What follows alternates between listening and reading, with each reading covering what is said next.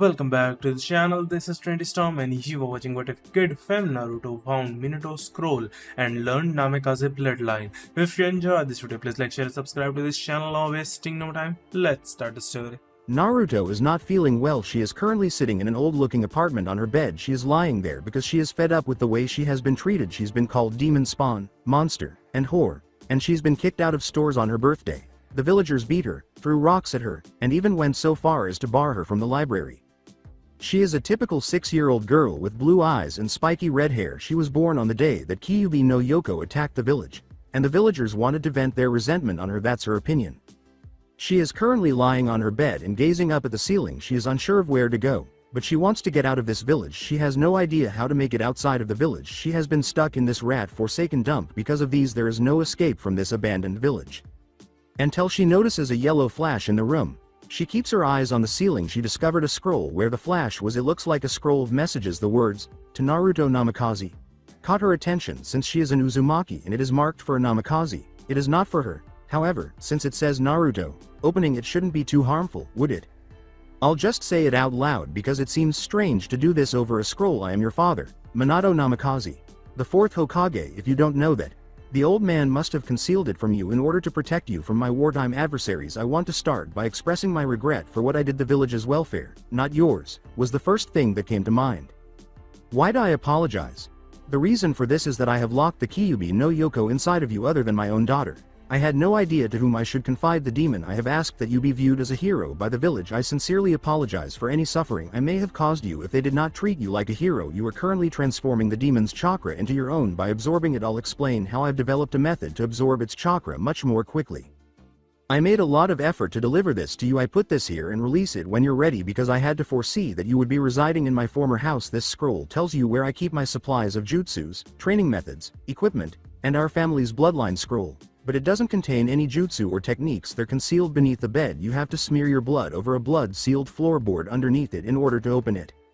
Naruto, I will always love you no matter what. You don't have to stay in the village and find what makes you happy if you don't feel the same way I did. By the way, when you were born, you resembled your mother. Her name is Kushina Uzumaki, and the stress of Kyuubi's attack on the village caused her to die during childbirth. Regardless of the decisions you make, we will always love you. Minato Namakazi, signed. PSA storage scroll containing enough ramen to last for 10 years is also present. Tears filled Naruto's eyes as she finished reading. She eventually discovered that she had a family who wanted her, and she would have been with them if the village hadn't been attacked by Kyuubi. She set that aside for the time being and checked this floorboard beneath her bed. When she noticed a sealed floorboard, she pulled out her kunai, wiped her finger across the seal, and then smeared blood on it. She took off the board after the seal had vanished. Then the secret cache contained some scrolls. As she read the seal's names, she removed each one individually. She smiles at her father's fondness for ramen and says, "Let's see here, bloodline, training, equipment, jutsus, and ramen." She discovered one more scroll after turning around to make sure she hadn't missed any. The words she read aloud were, "Absorbing Kyuubi." She read it after opening it. You have chosen to absorb Kyuubi much more quickly if you have discovered this, Naruto. If you keep taking in Kyuubi in its current form, by the time you are 87 years old, you will have finished absorbing the demon. I added more seals to you before I sealed Kyuubi in you. They're on both of your back arms and your back. Due to my haste, they are not visible at this time, and it is not complete. In a moment, I will explain how to activate it. It took me a long time to put the seals on you because they are so tiny. It transforms Kyuubi's chakra into your own, so don't worry, they will look great on you. The seals will resemble wings and are in 4 stages. 2 tails of Kyuubi's chakra will be absorbed by the first seal, which is located on your right rear arm. Your left back arm has the second seal, which can absorb 2 tails worth of material. Don't worry, they will also appear to be wings. The third seal, which covers your entire back, will absorb 3 tails worth. All of the seals combine to form the final seal, which also absorbs Kyuubi's remaining 2 tails. After that, the seal will appear on your arms and back like a fantastic wing tattoo. After that, wait a year to take in the remaining Kyuubi. Regretfully, that won't occur until you turn 16. I don't know what will occur at that point since this is a lot to process. All you need to do is follow the instructions to apply the seal's finishing touches, and the absorption will begin. Good luck. Naruto went to get some ink after reading the remaining instructions on how to start the absorption. According to the scroll, you have to start by drawing a basic seal on your right arm. The remainder of her right arm started to glow a deep red after she drew the seal. Although she was pain-free, she felt strong. The seal vanished after that, and she started reading the remainder of the scroll. The seal will take care of the rest. If you have already applied it to access the Kyuubi's chakra, you can activate the seal. However, you must wait until it begins on the subsequent seal. The chakra of the Kyuubi is too strong for the human body to handle, and using too much of it will hurt you. Thus, hold off until it becomes yours. When I first put this on you, it looks really great when it's finished. After putting the scroll away and observing that it ignited and then turned to ash, Naruto remarked, "It really does." With a shrug, she went to retrieve and read a scroll that said Bloodline. Greetings. Member of the Namakazi clan, you are a Namakazi. If you are reading this, nothing in this scroll is currently accessible to those without Namakazi eyes. This is invisible, not even to the Sharingan. The Namikaze bloodline is the body itself, not a dojutsu or chakra of merging elements. Please don't name it or flaunt it. We don't have a name for it. We are capable of traveling at speeds as fast as the speed of light. To be more specific, however, we can halt time. Only Namakazes are capable of stopping time.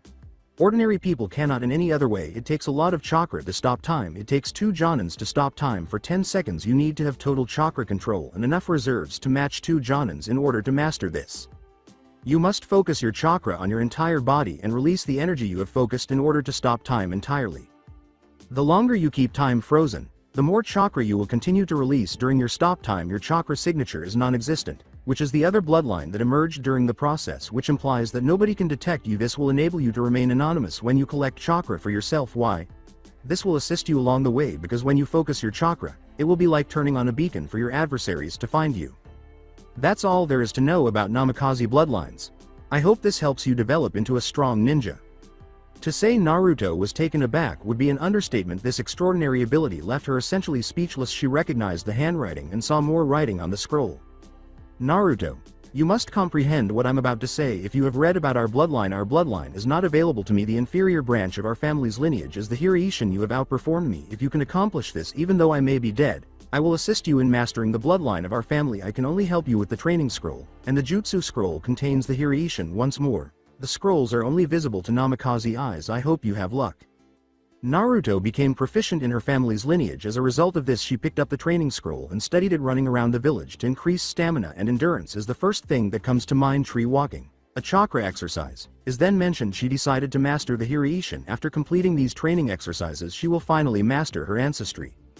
After a month, Naruto will be reading the next exercise while perched on her home's ceiling. She read to herself, "Let's see here, water walking and taijutsu stances."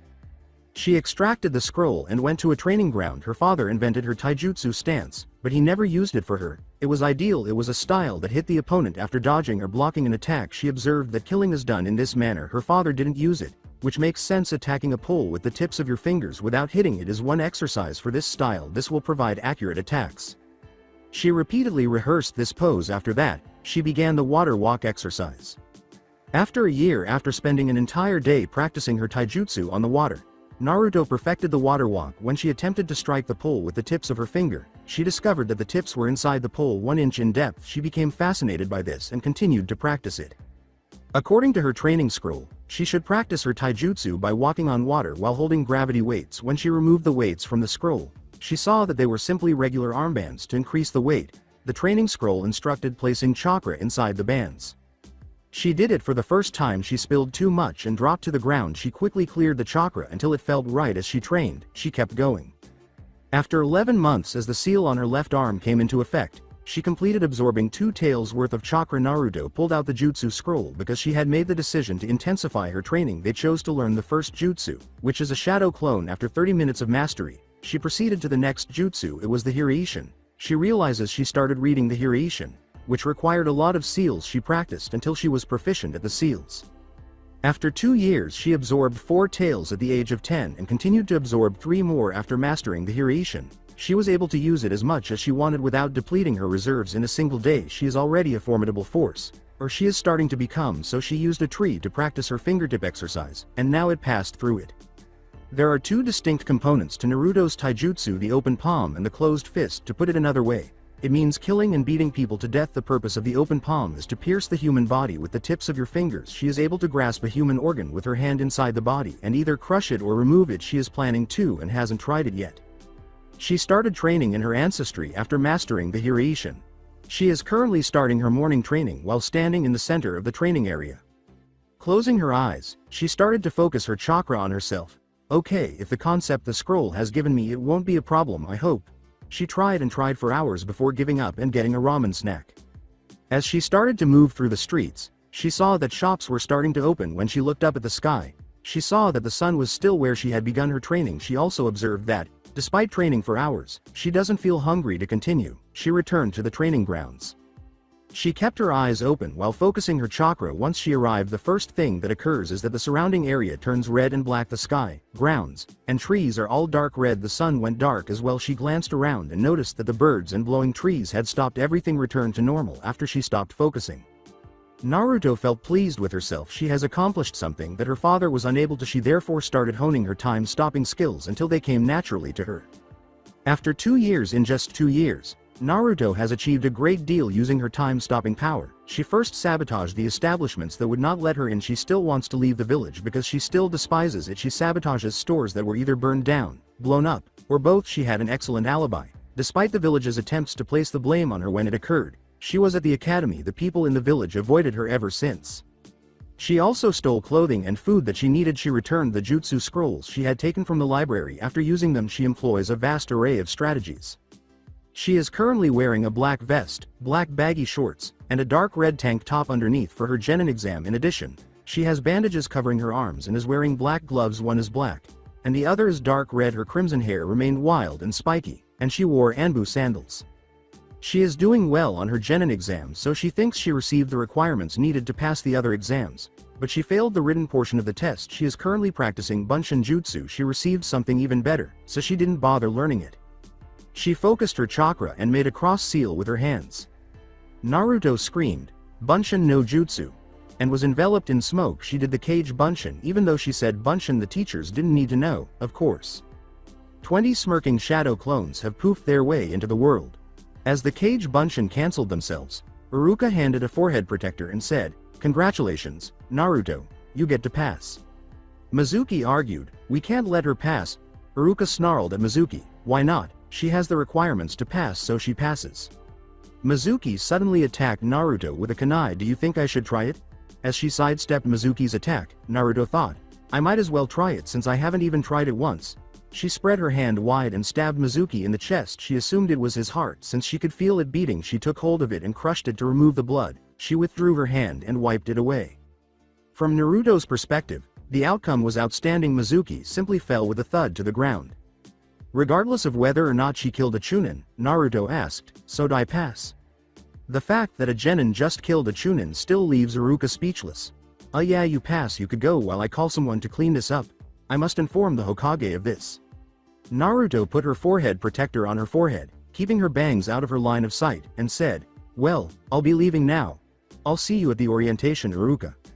Iruka smiled and said, "See you there." A rare bloodline that many believe to be non-existent is the time-stopping bloodline. There were no indications of this bloodline in those who did have it. However, there is now a person who can stop time because of her ancestry from the Namakazi family. She is also known as Naruto Uzumaki or Naruto Namakazi. Naruto can use the time-stopping ability, but it requires a lot of chakra. She simply slowed time down until she was moving quickly. Naruto's stopping time record is 5 hours. She can stay active for an hour and a half when doing strenuous exercises. Naturally, it would not be enjoyable to use the bloodline as a ninja.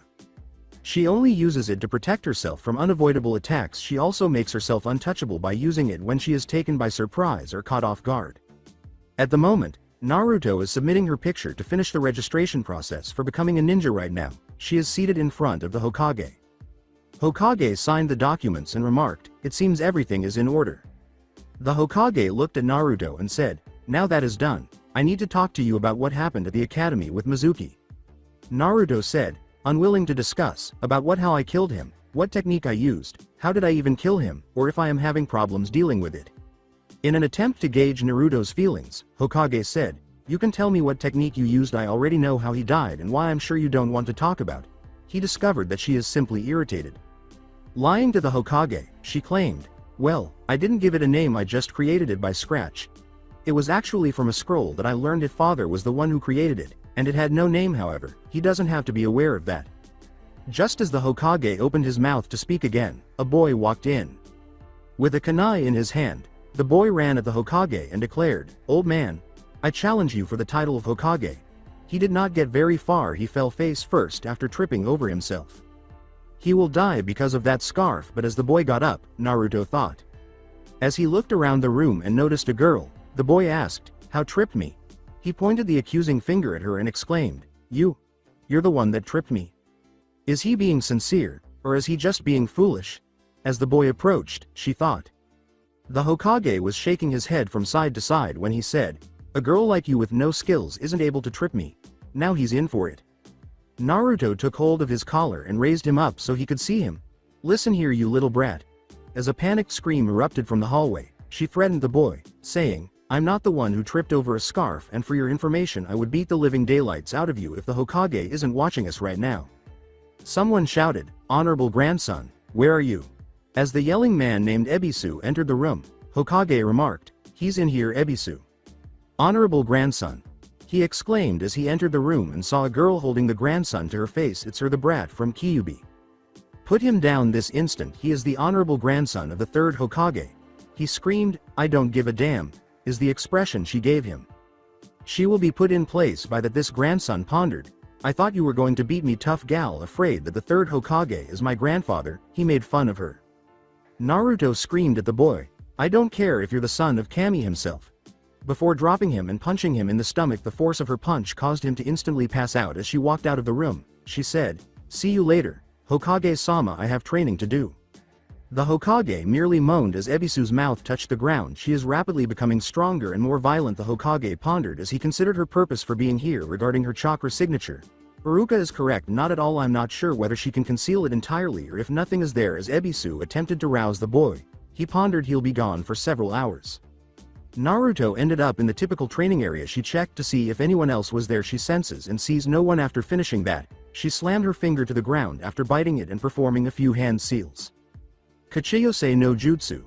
exclaimed Naruto. Smoke billowed around her after the smoke cleared. A woman wearing a sophisticated red kimono that accentuates her B-size bust and smooth shoulders stood next to her. Her kimono was tied with a black obi and hung down to her legs. Her bright red hair is tied up in the back, and the rest is wrapped in a white bandage that extends past her hips. She has the brightest blue eyes in the world and pointed out ears that indicate she is not human. Naruto said to the attractive woman, "You wanted to talk to me, Katana?" 2 months have passed since she first met her, and she still remembers it. It was not a pleasant experience if you also include meeting Kyuubi. Rewind to 2 months ago. It's the worst dream Naruto has ever had. She is in a pitch black tunnel with pipes on the ceilings that have 10 inches of water on the floor. Fantastic. My imagination is failing me. I had to imagine a sewer, but I can't even imagine destroying the village. As she heard a growl coming from the tunnels, Naruto pondered, a sewer contaminated by rats. She simply followed the growls because she had no idea what else to do. After making a few right and left turns, she arrived at a huge room with bars on one side. She saw it was a cage. As she drew nearer, upon closer inspection, she noticed a tiny piece of paper bearing a kanji seal. The fox must be in its cage, she pondered. A 2-story fox with 3 tails caught her attention as she drew closer.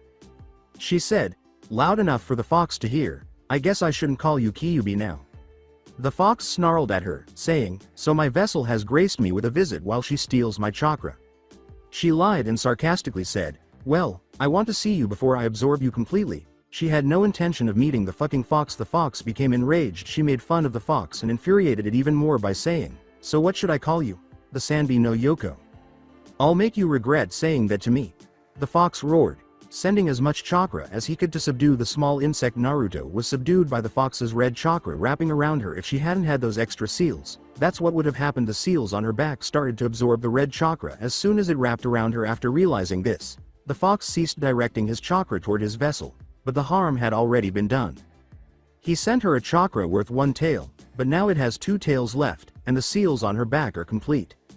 Naruto made fun of the fox by saying, "I guess it's Nibi no Yoko now."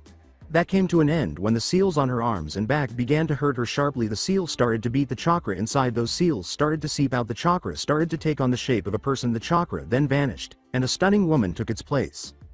This woman said in a quiet but icy tone, "I see I am no longer part of you, no longer. I believed I killed you and took your chakra, Katana." The fox snarled and sounded even more enraged, "If that were possible. Correction, you absorbed my essences. I continued on living inside of you and waited till I am able to survive on my own. In this case, I began reconstructing my essence and chakra, as I was absorbed into Naruto's seals," Katana said as she headed toward Naruto. "If it wasn't for you, I wouldn't be able to live again." As the fox slammed himself at the cage in an attempt to attack Katana and his vessel, he growled, "That shouldn't be possible. You should have been absorbed with me." "Yes, I would have been absorbed as well, but I noticed the seals on her back are meant to absorb a demon in my case. I was absorbed into the seals and continued to exist, which means that I am not a demon, but a spirit," Katana said as she helped Naruto get up. She asked, a little sleepy, "What are you anyway?" She said to herself, "You can call me Katana, but I am the forest shadow and the queen of foxes."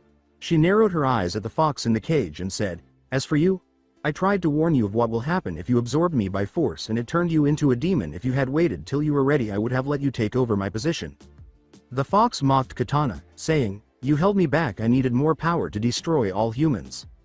Yet you are sealed by a human that is now absorbing you. I can see the irony of the situation. You vowed to destroy all humans and now dying slowly inside a human." She cracked a grin as Katana turned to face Naruto. She saw that the seals on her back were starting to blend together, passing out after absorbing the demon fox's chakra. "As I use the chakra in her seals to replenish my chakra reserves, I must have put a lot of strain on her," Katana pondered. She left the prison room without hearing the demon fox's roar, thinking, "Now that she is no longer here, I should leave as well." Naruto felt the sunlight coming into the room and started to stir in her sleep. She became aware that she was cuddling with a warm, cozy object. She was cuddling into a woman's chest when she opened her eyes. When Naruto looked up and saw the same woman from her dream, a woman said, "Looks like you awake." Naruto jumped out of her bed in her yukata-clad nightgown as she said, "You seem to like being in this position." In a composed manner, Naruto assumed her taijutsu stance and asked, "Who the hell are you?" She said sultrily, My, you don't remember me. You didn't mind using my chest as a pillow." Nodding, the woman said, "You're Katana." She nodded once more, "The forest shadow. Why are you here?" "I'm here to give you a gift for releasing me from that demon," Katana replied. As she released her taijutsu stance, Naruto questioned, "What are you giving me?" "I'm giving you the ability to summon me and my kits," Katana replied. Finish the flashback. Since then, Katana and foxes have visited her frequently.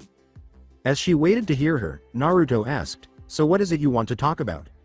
Katana pulled out two objects that resembled sheaths and said, "I want to give you this." She then handed them to Naruto. Naruto clutched both sheaths and said, "What are these anyway? It looks like normal sheaths to me." They felt good in her hands, she realized. Katana said, "They're chakra tonfas. Put some chakra into them." A 2-inch blade emerged and split into a T-shape. When Naruto infused the sheaths with chakra, the blade was pointing outward 10 inches and 2 feet down her arm. Naruto nodded, and after adding more chakra to the blades, they started to extend a few inches.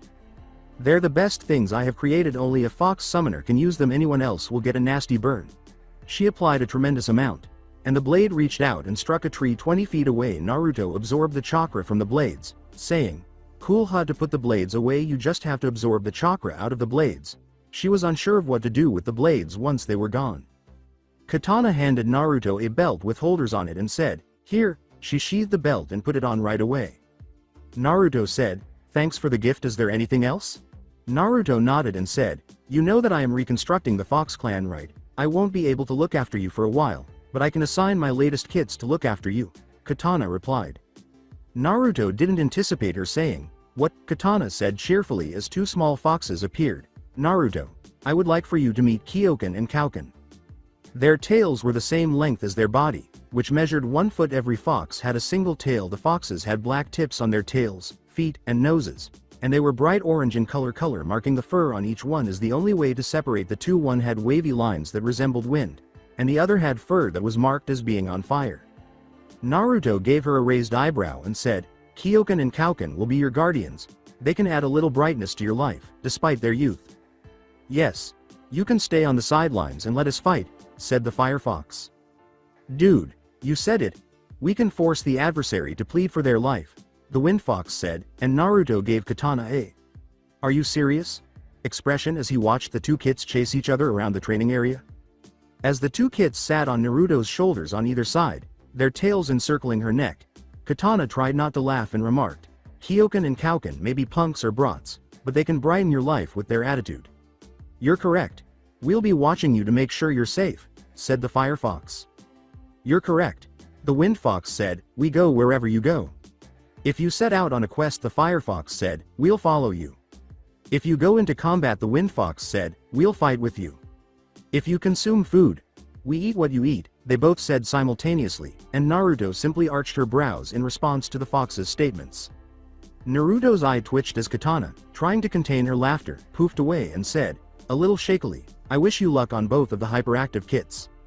To get the attention of both kits, Naruto said, "Let's get something straight.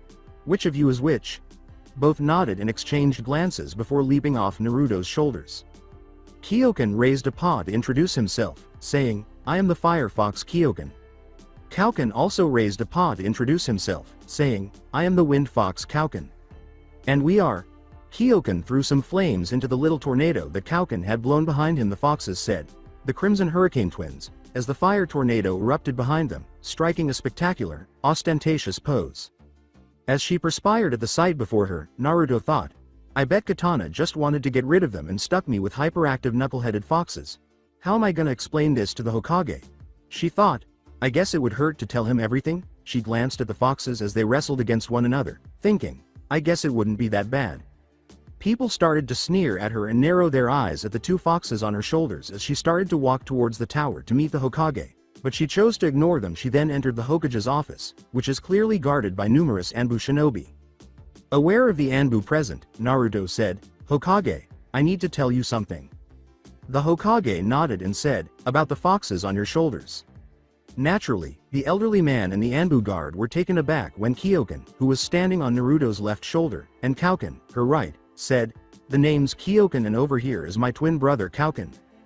"Hokage, this is going to be a lengthy tale." Naruto nodded and said, "So you might want to get 2 bowls of ramen and get enough of your tobacco."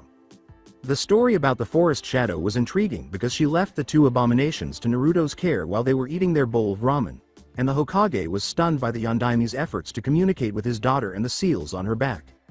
"So you have been absorbing Kyuubi for the past 6 years and absorbed 7 tails?" Naruto gave a nod. "And you have been training secretly as you are Jonin level?" She grinned. She nodded once more, growing weary of nodding, and said, "Now you are being trained by the Queen of Foxes herself and gave you the fox summoning contract.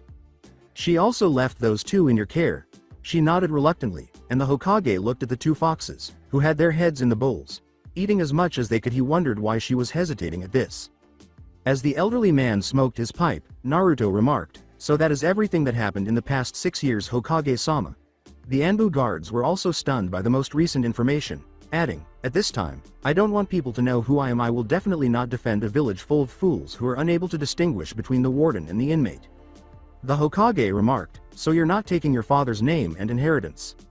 As soon as the Yondaime passed away, the Namikaze clan perished. As the Hokage lowered his hat to conceal his eyes, Naruto remarked sharply, "Surely the village doesn't want to see the demon child with their beloved hero's name." "I apologize, Naruto, for what the village did to you." The girl narrowed her eyes as the Hokage said, "I did what I could to help you grow up a normal life. If you were willing to assist me, you ought to have concealed the fact that I was the demon's container. However, you were forced to tell them, and that choice prevented me from leading a normal life and instead made my life a living hell." Naruto stood up and said, "Kyoken, I'm not dying for this village." Kauken, after getting yips from the twins, he said, "We're going home," and walked out of the office. "Hokage-sama, we ought to confine her," said Anbu, the head. "Know what took place here remains here. If I hear what's being said outside of this room," the Hokage said, "I will have all of you executed for treason." They all nodded and left the room, but it was difficult to tell from behind their masks that they were shocked. "I've done enough damage to Naruto's life and I sure am not going to make it any worse as it is. Maybe this will help me correct my mistakes, if only a little is enough for me." A silver-haired Jonin interrupted his thoughts as he entered the office. "I apologize for being late, Hokage-sama." The old man was considering his options when the Jonin made up an excuse. "You see, a black cat crossed my path and I had to take the long way around. Should I tell him about his new student, I wonder?" As it turns out, Kyoken and Kauken were late-nighters who kept Naruto up until they crashed, and at this point, Naruto, Kyoken, and Kauken were all sleeping on a desk. With Kyoken and Kauken curled up on Naruto's shoulders and neck. Naruto is currently waiting inside the academy classroom to be assigned to a Jonin sensei, but she is not in the mood. "Naruto, get up." Iruka attempted to rouse Naruto. "Naruto." That worked. Naruto threw her head up, frightening the twins, who would have been flung against a wall if they hadn't wrapped their tails around Naruto's neck. "They're attacking us. Call for backup." Kyoken, who was hanging from Naruto's neck, screamed. "Ignore it. They won't be arriving," Kauken answered. Naruto held them to her face while grabbing the fur on the back of their necks. Please, she squinted at the twins and said, don't yell. They both nodded. Naruto Iruka looked at the two foxes that were being held by the back of their necks and said, I would like to know who those two foxes are, but I am about to name the teams. Everyone in the class was indignant at this late announcement, but they all kept quiet. Of course, two foxes expressed their opinions. Now everyone will be teamed into groups of 3 with a Jonin sensei. Kyokan remarked, but we are already a team. With a nod from his brother, Kyokan stated, we already have combination attacks and we had to figure out how to put Mistress Naruto into them. The only way I could get them to stop talking was to threaten them with no ramen, but that was precisely what kept them awake, Naruto moaned. Iruka called out the teams, saying, well anyways team 1 will be. Naruto was trying to keep herself from falling back asleep by preventing the twins from falling asleep, so she waited for her team to be named out until she did. If she had to suffer, then those two would have to suffer too. Team 7 will be Naruto Uzumaki, Haruno Sakura and Uchiha Sasuke, Iruka stated. Naturally, this produced different outcomes. Fantastic. Ignoring the sneers and narrowed eyes of the Sasuke fan club member, Naruto remarked, stuck with the emo king and his fangirl. When he heard the name, Sasuke squinted as well. Sakura exclaimed, not the dead last, but leapt for joy at being on Sasuke's team. Kyokan and Kyokan had different views. Hey, buddy. Kyokan uttered those words. Dude, what is it? Kyokan answered. Do you think we can use those two in any combinations? Kyokan glanced at the two as Kyokan asked. Kyokan responded, no, those two are not worth our coolness. As the twins started arguing about how nice sleep would be at this moment, Naruto thought, I can see why Katana gave them to me. He agreed with the twins' bedding choice, saying, I would love to sleep on a king-size bed with silk sheets and a fluffy pillow. After calling out the teams, Iruka went off to finish some paperwork. When he left the room, Naruto told the twins to go to sleep, which they gladly did, and they slept while they waited for her sensei. When she finally fell asleep again, she yawned, causing Kyokan and Kyokan to wake up. She looked around the classroom and saw that everyone was gone except for herself, the twins, Sakura, and Sasuke. How much time did we spend asleep? Sakura was asked by Naruto. Sakura responded with a hint of rage, you were sleeping for 3 hours and our sensei didn't show up yet. Together with Kyokan, Kyokan stretched on the desk and remarked, at least I got my sleep. Kyokan nodded, and Naruto inwardly agreed, if we had that bed, our sleep would have been great. At that moment, a silver-haired Jonin, wearing typical Jonin attire, eyed his Genin while his headband covered his left eye. My initial thoughts about you. While the twins were considering ways to make this man's life miserable, Sakura lowered her head in embarrassment. Sasuke sneered at him, and Naruto simply maintained a neutral expression. Sakura and Sasuke both went to the roof after the scarecrow poofed himself out of existence and said, meet me on the roof in 5 minutes. Kyokan proposed, dude, I say we burn his house down. No, I propose that we burn a valuable item of his in front of him. After his brother concurred, Kyokan said, then we burn his house down. The twins were taken aback by Naruto's suggestion, so he asked, what if you knock him out as well and put him in the burning house? Now, why hadn't I considered that beforehand? Kyokan uttered those words. Yes, but only for the time being. Before we burn it in front of him, we must first locate something that he values. Naruto, what are your thoughts? Kyokan inquired. We'll give it some thought later. The twins nodded, though, and Naruto used the Shunshin to emerge on the roof. The Jonin arched an eyebrow at one of his students, which startled Sakura, and Sasuke narrowed his eyes. Naruto simply shrugged and took a seat next to Sakura, away from Sasuke. With everyone present now, the man asked, tell me your name, hobbies, likes, and dislikes, as well as your future goals. Sensei, would you mind introducing yourself and showing us how? Sakura inquired as the twins looked at her. While everyone was staring at the fox, Kyokan remarked, the pink-haired girl doesn't know how to introduce herself. Kyokan jumped away from Naruto's shoulder to avoid the pink-haired girl's hands as they attempted to grasp the small fox, saying, what is she, stupid or is she retarded? Naruto. To keep those foxes from causing trouble, why don't you leave them at home? Sakura yelled at Naruto, but she chose to ignore her and shrugged while Kyokan leapt into Naruto's protective embrace. That isn't feasible. When Sakura calmed down, Naruto put Kyokan back down and said, if I leave them alone, who knows what trouble these two will cause if I'm not around. That is now resolved. Kakashi Hitaki is my name. I have a few things I like and don't like. I have a lot of interests and future plans. The foxes were snickering, and Sakura was furious at the name. I never thought of it, Kakashi said. simply revealing his name. Since you asked first, you go next, Pinky. You can call me Sakura Haruno. She glanced at Sasuke and said, my likes, my hobbies. She glanced at Sasuke once more, and my dreams for the future. She burst out laughing. How about the things you don't like? Kakashi inquired. Naruto and her foxes. The foxes have made Sakura their top target. As the twins snarled at Sakura, frightening her, Naruto thought, the feelings are mutual, you bitch. Kakashi thought, I got myself a fangirl. What about you, brooder? He asked, gesturing to the brooder. My name is Uchiha Sasuke. I have no hobbies, no likes, a lot of dislikes, and my dream Sakura owed the man money, and Sasuke, still brooding, stated, it's more of an ambition is to kill a certain man. Kakashi looked at Naruto and thought, what about you, Fox Tamer? I have an avenger. My name is Naruto Uzumaki, and these two on my shoulders are Kyoken and Kauken, the two foxes said, each raising a paw. They enjoy eating ramen and gossiping. They don't like tail hunters. Tail hunters are people who hate foxes, everyone said. Looking perplexed, their passion is to ruin people's lives, and their aspiration for the future is to elevate the Fox clan to prominence, Naruto concluded. Uninterested in the foxes, Kakashi inquired, what about your likes and all? I don't like anything. Kakashi arched an eyebrow at this. I also detest tail hunters and the Konoha people. My pastimes are coming up with new ways to kill people while fighting. With a chilly voice that made everyone uneasy, Naruto uttered, my dream for the future is to help rebuild the Fox clan and raise a family outside of this village. All right, Kakashi thought, the Kyuubi is using the seal to manipulate her. Now that we have resolved that, tomorrow we will begin your mission to complete your survival test. Meet me at training ground 17. I chose a number because I'm not sure which training ground it is. However, we have already passed the Genin exams, sensei, right now, aren't we, Genin? Sakura inquired. The purpose of that test is to determine who can become a Genin. These tests have a 66% failure rate, Kakashi remarked, observing Sakura and Sasuke's shocked expressions as Naruto appeared merely sleepy. Well, don't eat breakfast and meet me there at 6 in the morning. You might pass out.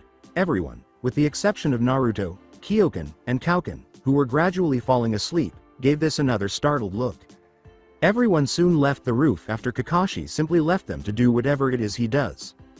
The following morning, Sakura, Sasuke, Naruto, and the kits were waiting at the training ground at 6 in the morning. Naruto and the twins ate breakfast because the twins didn't want to leave hungry, and Naruto was about to ignore them and go without eating until they threatened to keep her awake, which convinced her to eat something. At this moment, the master and foxes returned to their slumber while they settled down on a pole. After 3 hours, Sasuke was still brooding. Sakura was furious, Naruto was sleeping with the foxes curled up on her, and Kakashi was running late. Why-oh! Came Kakashi. You're running late. Naruto and her foxes were awakened by Sakura's scream. I apologize for being late. You see, I had to take the long route because a black cat crossed my path. Kakashi abandoned his pointless justification. Fake. The Banshee let out a shriek, all right, as he took 2 bells out of his pocket and tied them to his hip. Kakashi simply waved her away. To pass you need to take a bell from me before, he said, taking out a clock and placing it on a stump. The time hits noon. Sakura noted, but sensei, there are 3 of us and there are 2 of them. Exactly. Sakura and Sasuke's eyes enlarge at this. If none of you receive a bell, then everyone can fail. The person who doesn't receive a bell will be sent back to the academy. Your foxes will have to miss this one.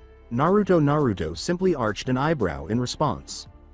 But for 3 hours, what are we going to do? Kauken inquired.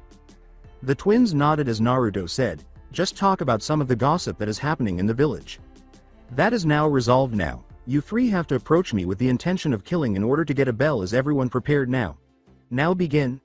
Kakashi watched as the Genin was in the forest and waited until he thought they were ready, so he is currently listening to the twins' gossip. He received nods. Hey, buddy, did you hear about last night's death of that elderly man? Kauken inquired.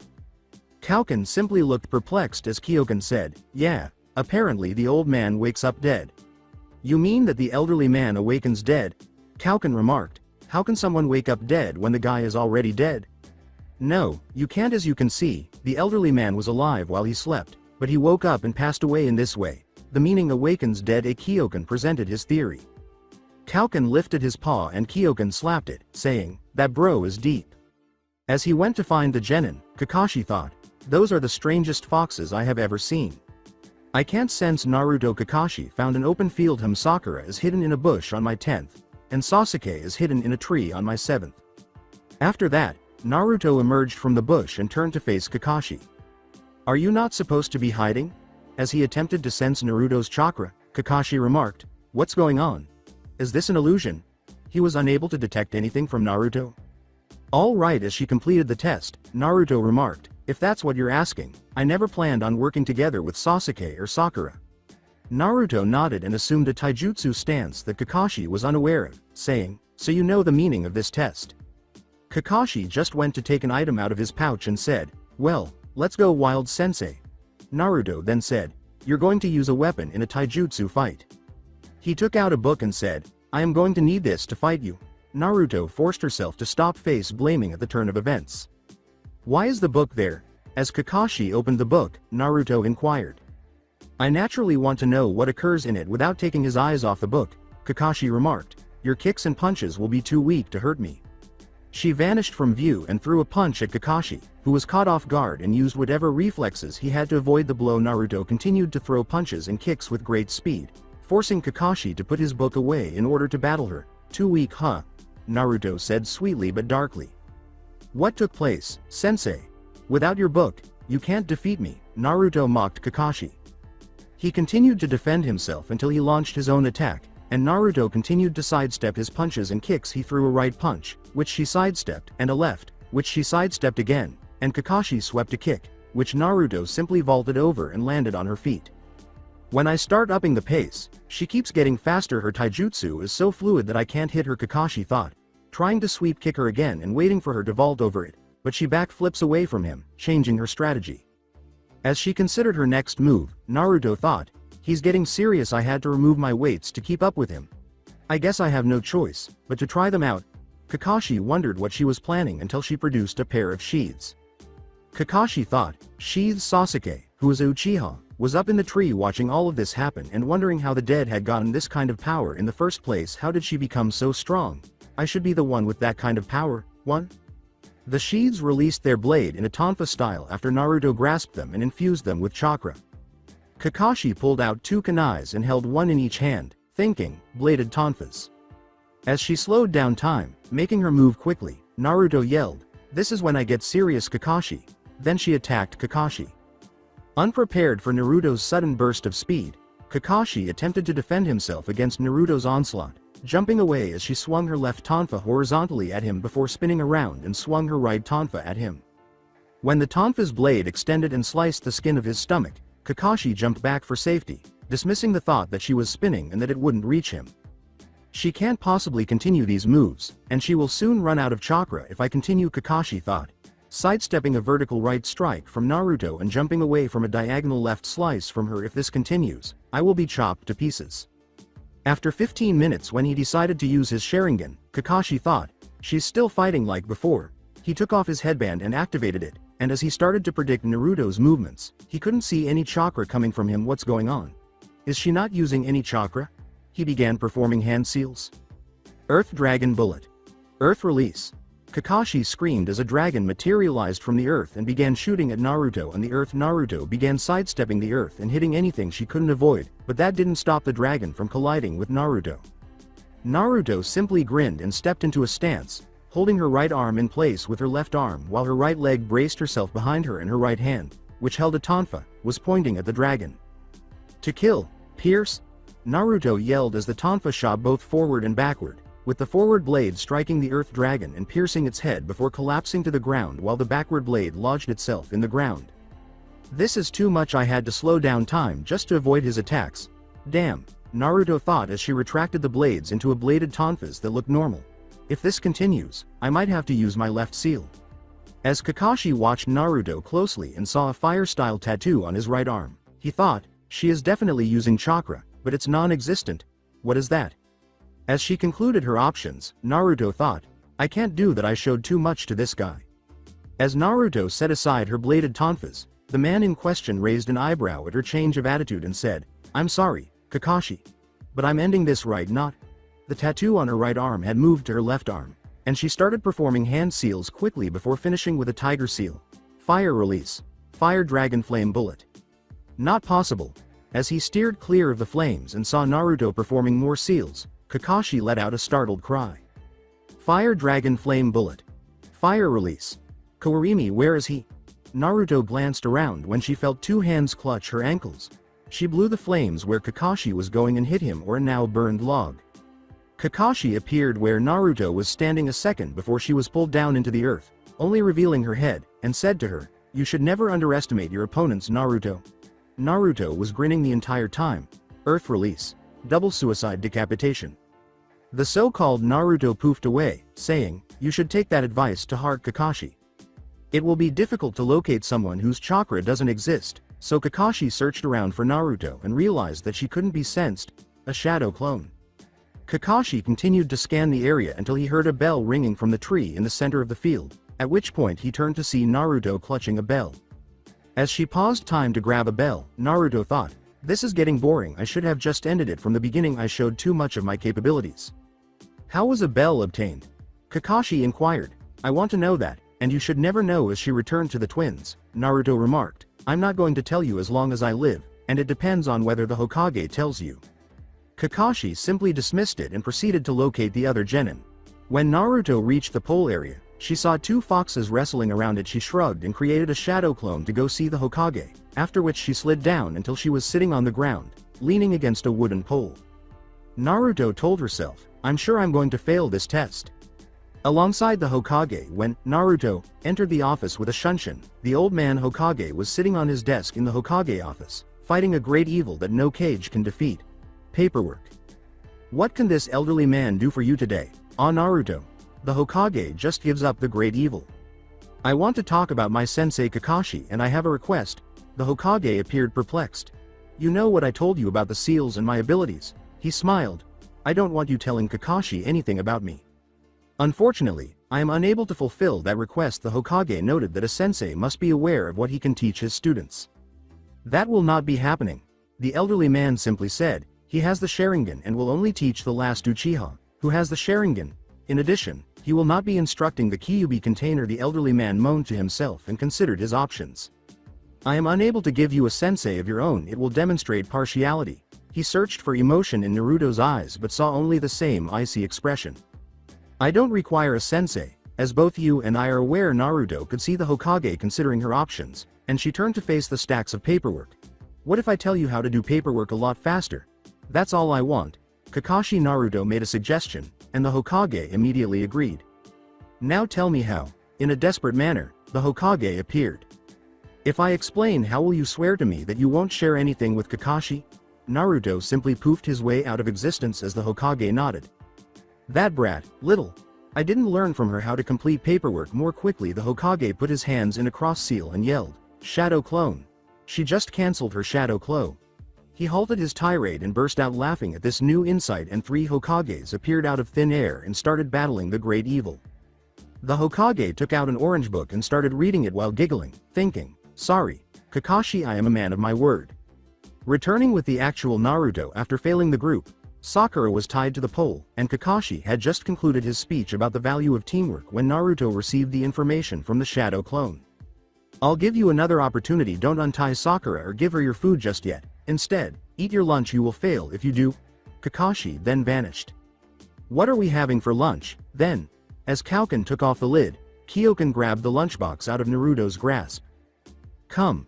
Let's see, I'm not sure what sushi or fried rice is and veggies." After Kauken reported the contents of the box, they gathered around it and started eating. As she started to relax, Naruto thought, "I should have left them home, I don't care if they cause me trouble later." Sasuke then gave Sakura his lunchbox, which she accepted right away, claiming it was a sign of his love. "We will need our strength to fight Kakashi, and you being hungry will lower our chances of failing," Sasuke replied. She glanced at the foxes and saw that they were still digging in, their tails flying wildly in the air. "I give you some of my food, but the boys took my lunch, damn fools." When the sky darkens and a flash of lightning appears in front of the five, Kakashi appears, looking angry, after Sasuke untied Sakura and gave her some food. "You." Two people were startled by his shout, but the others continued as usual. They were thinking, "Show off." He started performing hand seals and said, "You broken the rules and will pay for it. Are you ready for the penalty?" Blurting out, Sasuke said, "We can handle it." "Yes." As Kakashi gazed at Naruto, who remained seated with her arms crossed and yawning, Gazing at the scene before her, Sakura remarked, "We're a team and we will work together." She turned her head and pointed at her teammates, saying, "What they said." "You," Kakashi said. "Pass," startling Sakura and Sasuke. Kyokan and Kaukan then started consuming Sasuke's lunchbox. Sakura was still taken aback by the statement, "We pass."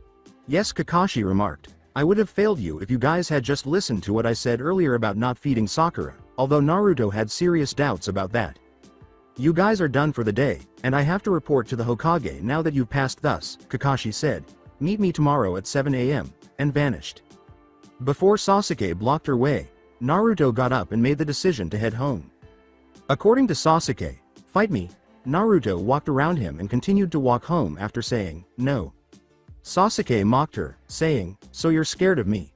As she continued to walk away, she said, "No, the attempt to engage Naruto in combat is still ongoing. Then fight me if you're not scared." As she continued to walk, Naruto remarked, "Just because I am not scared isn't going to make me fight you." Sasuke became enraged because he knows that when he asks for something, he will get it, and this girl won't deny him it. He tried to attack Naruto from behind, but one of her foxes blocked his path.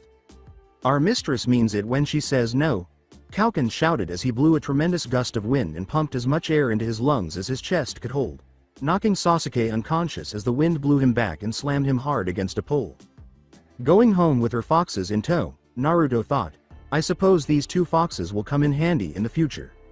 In the office of the Hokage, Asuma and Kurenai gave the Hokage their reports on the teams that pass, and for some reason, Guy was in the room as well. After that, Kakashi entered the room wearing ragged clothing that had some burn marks on it. "My longtime rival has arrived to report on his young team's failure." As everyone in the room started to perspire, Guy yelled. "Was I being spoken to?" Kakashi simply said, disregarding Guy's tirade about his unhip rival. Kakashi has thus let another team down as he went to retrieve the papers. The Hokage said, "Just let me get the papers and be done with." "You won't have to do that, Hokage-sama. I'm here to inform my student and to announce that Team 7 passed." Everyone in the room gave this a startled look. "This is definitely not the result of the Uchiha, is it?" Guy nodded in response to Asuma's statement. This caused the group to look even more shocked. "No, they passed my test, and the student I want information from is Naruto Uzumaki." "What makes you want to know about Naruto?" the Hokage inquired in the hopes that he wouldn't have to reveal too much about her abilities. As he started to recount the events at the training ground during the test, Kakashi remarked, "She showed abilities that Genin shouldn't have." As he observed the stunned expressions on the faces of his Jonin in the room, the Hokage thought, "That's only half of what she's capable of, so she can defeat a Jonin. I suppose I could get her to join the Anbu." "I don't recommend that," Kakashi said, regretting what he had said. "There is no doubt that the Kyuubi had a hand in this." "You're implying that Naruto's strength stems solely from her possessing the Kyuubi? Why don't you tell her straight out that you won't succeed despite your best efforts?" Guy lost some respect for his rival, and Kurenai and Asuma also expressed doubts about the fourth Hokage's skills as a sealing expert, citing his sensei as a father figure. The Hokage's harsh voice and narrowed eyes, tinged with murderous intent, frightened the one-eyed Jonin. "Kyuubi won't be able to control Naruto because of the strength of her current seal. It will only be hurting itself if it tries anything on Naruto," the Hokage stated, omitting the part about the seals on her arms and back. Asuma said, "So everything that Kakashi said is all Naruto?" The Hokage nodded in agreement. "How are the foxes that spend time with her doing?" Kakashi had to inquire. "They came to her and chose to live with her, she informed me. It's probably because she smells like foxes," the Hokage remarked, knowing why they follow her. Kakashi made a sincere attempt to hurt Naruto, saying, "But they call her their mistress." When the Hokage realizes that Kakashi is giving up, he says, "You would too, if you have taken them in and taken care of them. Now that the matter has been resolved, you are all fired." He watched them leave, and without pulling out a book this time, he started to consider his options before creating shadow clones to complete the paperwork. Since he was aware that Naruto's ninja career should be kept secret, the Hokage reasoned that he should keep Naruto's file heavily decoded for his own eyes only. "I did everything I could, Naruto. The rest is up to you." Apart from the tedious D-rank missions, a lot can happen in a month. Kyokan and Kaukan have grown stronger and faster thanks to their new tails, and they have also begun playing harmless but heartbreaking pranks in their spare time, which is around the clock. For example, when Kakashi let his guard down, Kaukan blew a gust of wind at him, blowing him away and releasing his hold on his precious, which was Kyokan's cue. The fox in question blew a ball of flame at the book, turning it to ashes. Kakashi looked, but they couldn't tell, and he dismissed the team once he believed they were out of earshot. It was the orange book known as Icha Icha Paradise. No. A girlish scream was heard by the team at the Tower of Hokage. The Hokage thought, "You have my sympathy whoever you are," as he returned to his book after hearing the girlish scream. The old man had just finished his paperwork and was reading Icha Icha.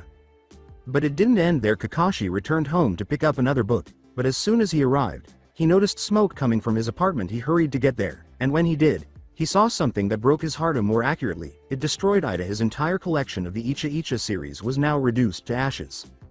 Everything was quiet until Naruto, with Kyokan at his heels, was making his way to a training ground and wondering where Kyokan was. No. They both heard a girlish, high-pitched scream. "This wouldn't have happened because of you, would it, Kyokan?" As she noticed the fox snickering, Naruto said, "I'll take that as a yes."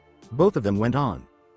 But it didn't stop there. After drying his tears, Kakashi went to the bookstore where his precious books are sold. He sees the black smoke once more. He accelerated beyond the Hokage's ability to keep up. When Kakashi arrived, he saw that the bookstore was on fire. It is true to say that the sight of the burning bookstore broke his spirit. He let out a scream that no man ought to have let out.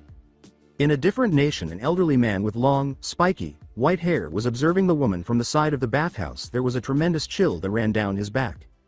As he experienced another chill, the elderly man remarked, "I sense a disruption in the pervertedness that 1,000 pieces of paper have been burned."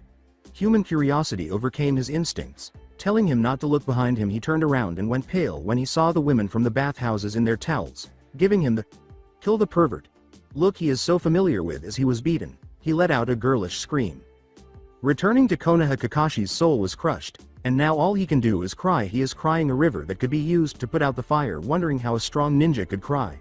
All of the Jonins attempted to comfort the man. Kakashi hugged the book and vowed to protect it with his life, but the Hokage intervened to stop the man from crying. That was one of the fox's pranks, and they continued to cause trouble despite never being seen or caught. Although Naruto detested their arguments, he didn't mind the practical jokes. Despite Sasuke's persistent attempts to engage Naruto in combat, Kyokan consistently outclassed him. "You can only fight me if you can defeat Kyokan and Kyokan," she said as the aforementioned man attempted to elude the foxes. Sasuke said, "I doubt Kyokan will go easy on you, since the twins get along well." Naruto only said this to give them some fighting experience. Sasuke complained about unfair numbers, but he was never able to hit either fox. "Life isn't fair, so you better get used to it or die," Naruto said, as Sasuke made a greater effort but was unsuccessful.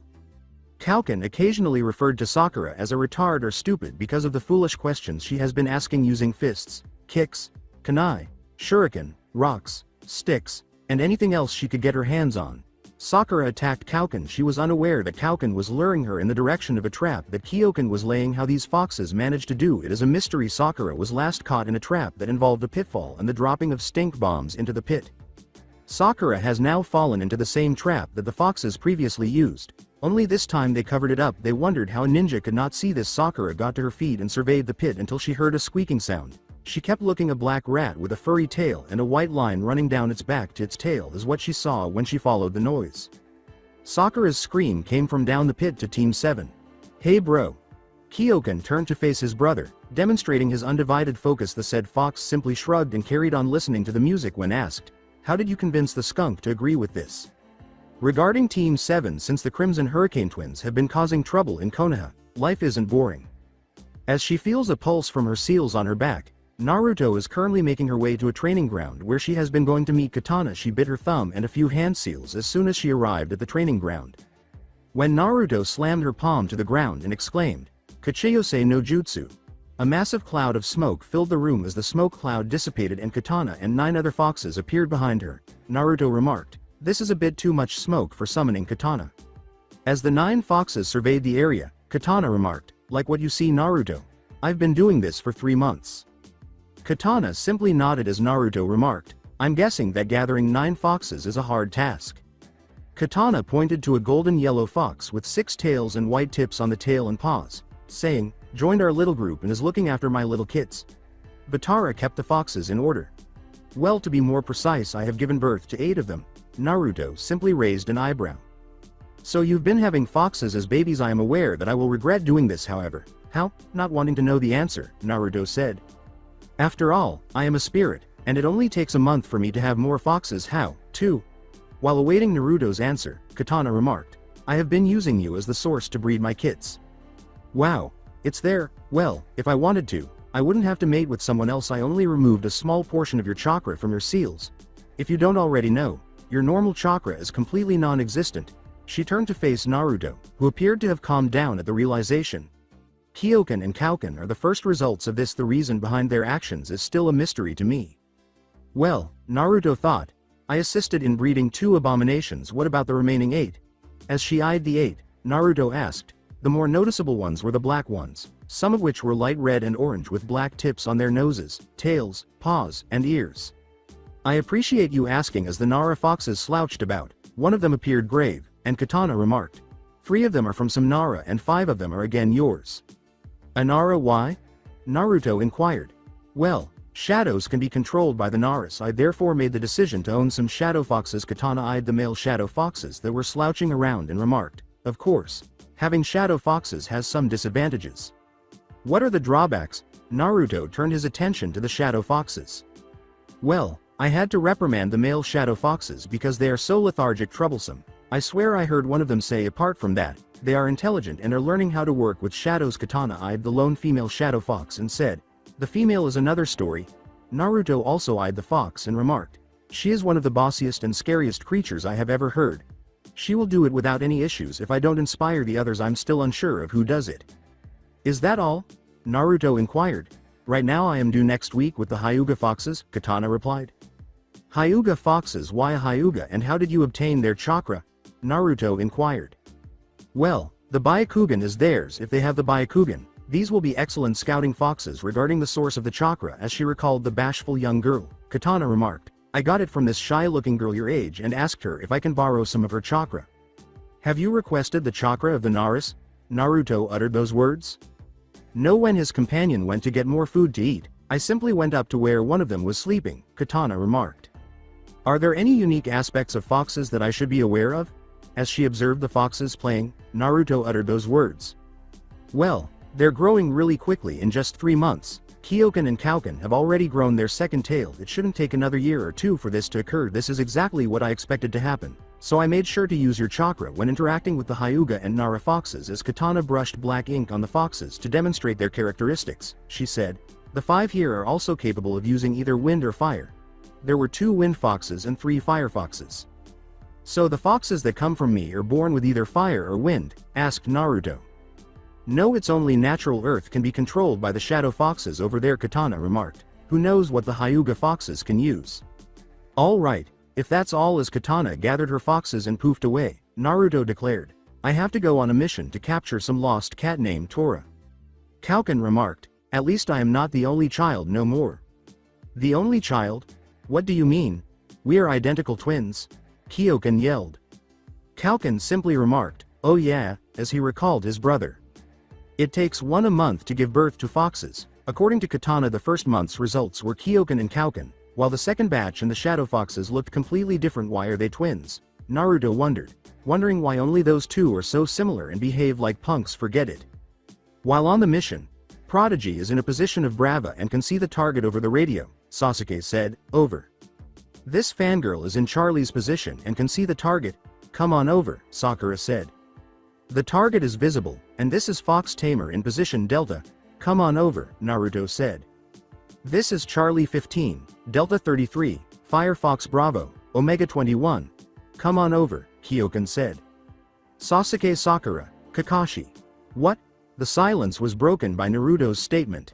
Kyokan said on the radio, I thought we were supposed to make up names and such. Firefox. Forget it. Can you spot the target? Naruto spoke over the radio. The target is visible. Come on over, Kyokan said. Wind Fox. How about you? The target is visible and prepared to proceed. Come on over, Kaukan said, preparing himself. All right, move in on the count of 3. Kakashi called down, in 1, 2, 3. The so-called target, which turned out to be the lost cat Tora, was cornered instantly, and Kaukan leapt the poor creature, pinning it down and avoiding its claws as much as possible. Based on his past experience, 3 people and 2 foxes moved in to capture the target. You are entitled to keep quiet. Which I seriously doubt. As the damn thing started to break free of its grip, Kaukan uttered those words, which prompted Kyokan to intervene since he too needed to restrain the thing. As he pinned the fucking thing down, Kyokan declared, anything you do and say will be held against you in the court of law.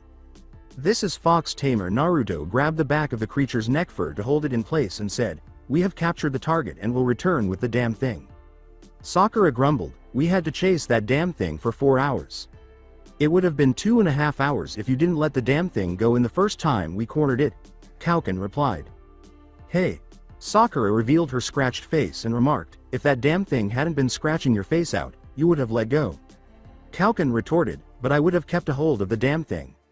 As everyone gathered, Sasuke said, let's just get this over with to end the mission. In the Hokage tower the fucking thing has been returned to its owner, who is currently choking it to death because it started to try to get away. Kyokan said aloud, if my master is smothering the life out of me, I would run away. However, what if your master was a stunning woman? Kyokan inquired. As Kyokan, Kakashi, Iruka, and the Hokage all agreed, Kyokan retorted, then I would die happy. The Hokage said, let's see here and let's move on. Sakura interrupted the Hokage as he was saying, we have a grocery shopping mission, pick some weeds out of the backyard, waking the Inuzuka dogs. No, as Sasuke silently agreed, Sakura yelled, I want to do some real missions that are not chores. As Naruto listened to the fox's conversation while ignoring the Hokage's speech about ninja rank and missions, Kakashi thought, I was expecting Naruto to do something like this. There is no way that chicken ramen tastes better than miso ramen, said Kyokan. The incredible chunks of meat in chicken ramen pair well with the ramen and miso. How does miso ramen pair with it? Kyokan retorted and answered. Are you paying attention? As the group turned back to face the Hokage, he spoke. I apologize, Kakashi said, sparing the group from a lecture about paying attention. You were saying. As I mentioned, the Hokage stated, the missions you have been completing are for your Genin skills, and you are being assigned to D-rank missions. Speaking the truth, Naruto said, but we would like to do something more challenging, not a mission that the villagers are too lazy to do it themselves or too fat to do it. The Hokage moaned, realizing that Naruto wastes his time on such missions. I had it somewhere. Where is it? Ah, the old man produced a scroll with the label C. How about a mission for you to guard a bridge builder back to his home country from bandits' sound? The Hokage asked, putting aside papers and scrolls in search of a mission for the group. Happy that she isn't wasting her time with the villagers, Naruto remarked, it's better than errands. All right, the Hokage said, Tazuna-san, you may enter now. An elderly man wearing regular civilian clothes, a straw, glasses, a pack-back, and a sake bottle dangling from the backpack entered through a door. You're designating punks to protect me. As the Hokage, Iruka, and Kakashi realized that this man was in serious trouble, Tazuna remarked, even the one with the foxes looks like she can't do anything at all. Naruto has vanished from view and is now standing in front of the elderly man, her bladed tonfas crisscrossed at his neck, just as Iruka and Kakashi have seen before. It would be so much better if we just kill you now if you are going to insult someone with my abilities, Naruto said icily, bringing the blades closer to his neck before Kakashi intervened. Everyone assumed that this would lead to a fight, but Kakashi gripped her shoulder and told her to put her tonfas away, saying, it wouldn't be good for business if you killed a client now, would it? Now Naruto, in an attempt to get her to stop, the Hokage said, Tazuna didn't know who he was talking to and shouldn't die for making a simple mistake, now would it? She smirked at the elderly man and took her blades away. Naruto put away her tonfas and remarked, I suppose I can let this slide just this once. That's out of the way now. The Hokage handed a scroll containing the mission's details to Kakashi, who read it and said, Team 7 will guard Tazuna the bridge builder back to Wave Country in 1 hour. All right, team, bring enough supplies to last a week, and meet me at the main gate in an hour, Kakashi said, dismissing the group. In order to gather supplies, Naruto and her foxes have started to walk in the direction of her house. Kyokan abruptly said, I say you should have killed him. No, as they entered Naruto's house and saw a 7-tailed fox with dark golden-orange fur and black tips sitting in the center of the room, Kyokan responded, killing him will be just too easy. No conversations had begun. Who on earth are you? The twins uttered those words simultaneously. My name is Vataro. Vataro said in a deep voice devoid of emotion, I have come to see if this human is worth my sisters and my time. Sister? Naruto inquired. Vataro eyed Naruto and remarked, she is now watching the kits. You are strong, but I can't sense your chakra. Additionally, you smell strongly of foxes, which is not something that the two brats did. Vataro concluded his analysis. So, am I a waste of your time or am I worth it? That game can be played by 2 people. Naruto stated icily and without emotion. No, you're worthless. You have our strength at your disposal. If you require it. Vitaro poofed out of existence and said, if you want to, my sister and I can fight a boss summon. As she went to get some scrolls, Naruto remarked, that was a waste of time. Don't forget to grab some miso ramen, Kauken yelled. Chicken. From the other room, Naruto heard at the main gate. The bridge builder who took a few steps away is the reason Naruto and her crew arrived exactly 1 hour early. Sasuke is refusing Sakura a date, even though she has been asking him out on a date every 10 minutes and still refuses to accept the invitation. It's true that Naruto has been thinking about killing the last Uchiha, and the consequences be damned. I could cut out his eyes and sterilize the guy, then let the guy live knowing that the Uchiha is no more. Naruto thought, perhaps if I kill him she will stop following him around and move on with her life. Most of her ideas involve severing the man's manhood, but now is not the time to kill him. Kakashi was 15 minutes late, but he said, yo. You're running late. Really, does the word, quiet, mean anything to this girl? Screamed Sakura. I apologize. Sakura remained enraged despite Kakashi's statement, I had to get a cat off a tree and return it to its owner. That's a novel idea. Naruto pondered, alright, now that we have everyone here, should the mission begin? Kakashi said, and people nodded. Everyone proceeded down the road that led to the Wave Country after passing through the main gates of Konoha. After walking down the road with her team for some time, Naruto finds herself thinking things out. Naruto thought as she started to come up with a plan. I've always wanted to live outside of Konoha, but now wouldn't be the best time. I have to wait and think things out as to how to escape Konoha without being put in a bingo book. Perhaps if I ask Katana if she can make me a clone or something that can fool people, that would be a good idea. It's been a while since I killed someone, so Naruto thought of a way to kill them. She thought of an open right palm with pointed tips, and once she did that, Kyoken and Kauken got off her shoulders and walked when they felt her bloodlust. Naruto's thoughts were interrupted when she noticed 2 puddles in the middle of the road. She grinned. Following their passage through the puddles, 2 cloaked figures emerged and launched an attack using a spike chain that was attached to one another. They wrapped the chain around Kakashi and tugged, causing him to instantly turn to mush. One of the men said, one down. When the other person finished, they both attacked the other members of the group, 4 to go. Immediately attacking the nearest one, Naruto plunged her hand into one of them, destroying the man's voice box, air tunnel, and spine bone, causing him to fall to the ground dead. The area she was holding her hand in, the neck, was not protected by armor at the time. When the other guy saw that his brother had been killed, he went to kill his brother. Naruto waited for the man to approach close enough, then slowed time so that he moved like a slug. Then, using her left hand to draw her bladed tonfa, she severed the man's arm, but she didn't stop there. She attacked him with a Z figure and returned to normal time. Sasuke emerged from his frozen state and attempted to attack one of these cloaked men, but before he could do so, he noticed that the last man's arm had fallen off, followed by the head and shoulders of the man falling off, followed by a diagonal cut on the right side of his body, before his legs gave way and the remainder of his upper body fell off the lower part. Sasuke balled up his fist in rage at being approached by a girl, thinking, how did she kill them and where is she getting this kind of power? He was shocked to see that Naruto had just killed 2 people without any trouble, emotion, or hesitation. Naruto, that was really good work, but at least you could have saved one of them. Kakashi appeared. Sensei. Sakura remarked, I thought you were dead, as she discovered broken log fragments where his corpse had once been. As the foxes returned to her shoulders, Naruto thought, she really needs to be sent back to the academy. Mistress, that was incredible. Kauken uttered those words. Yes, they exclaimed, wow.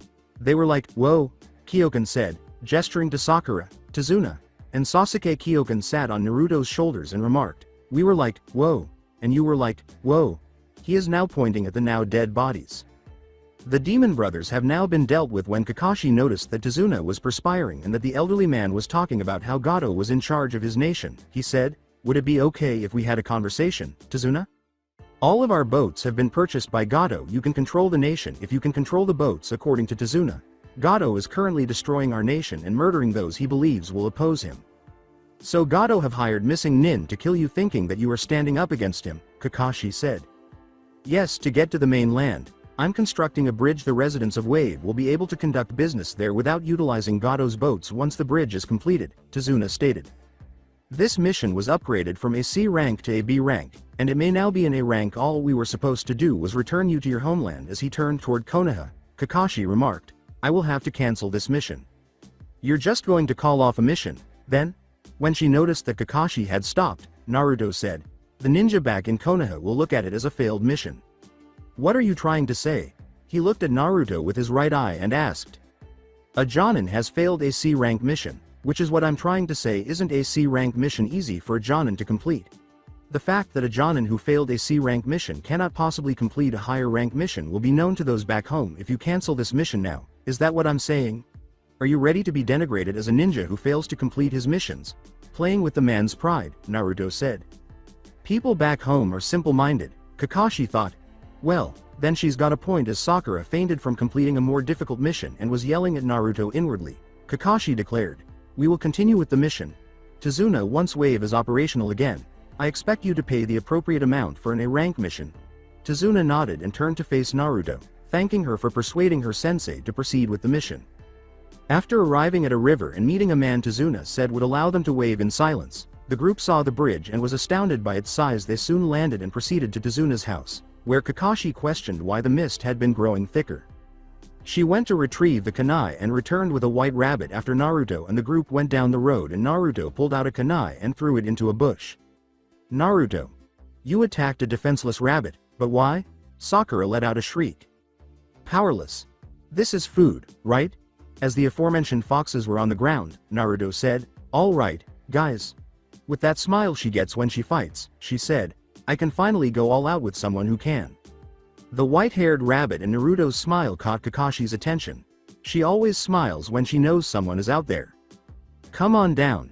As he pushed Sakura and Tazuna to the ground and descended himself, Kakashi said.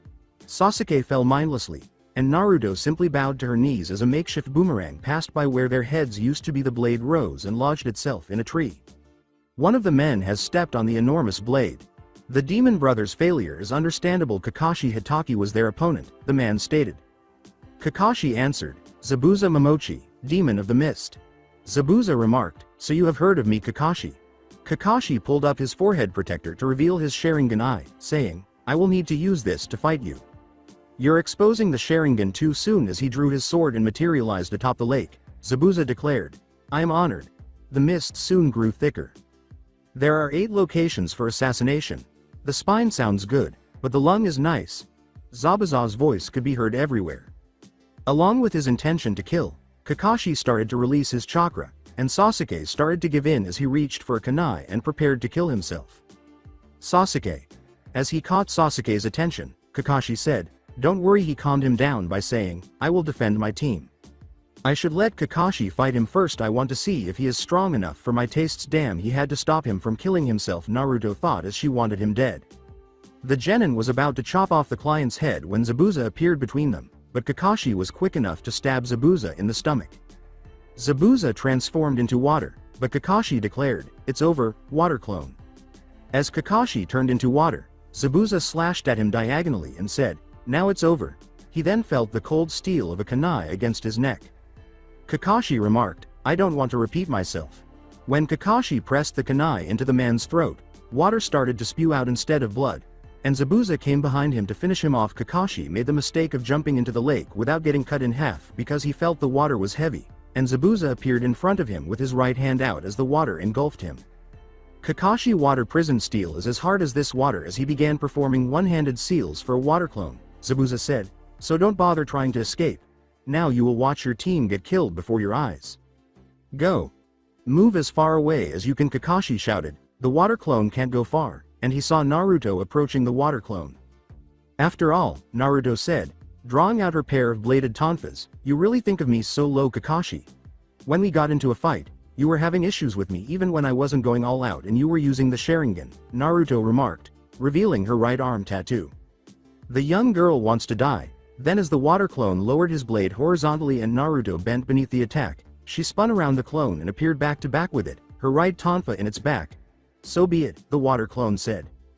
As the water clone dispersed, she said, "Sorry, but I have plans to accomplish before I die." Naruto then began to approach Zabuza, who created more water clones to murder the girl.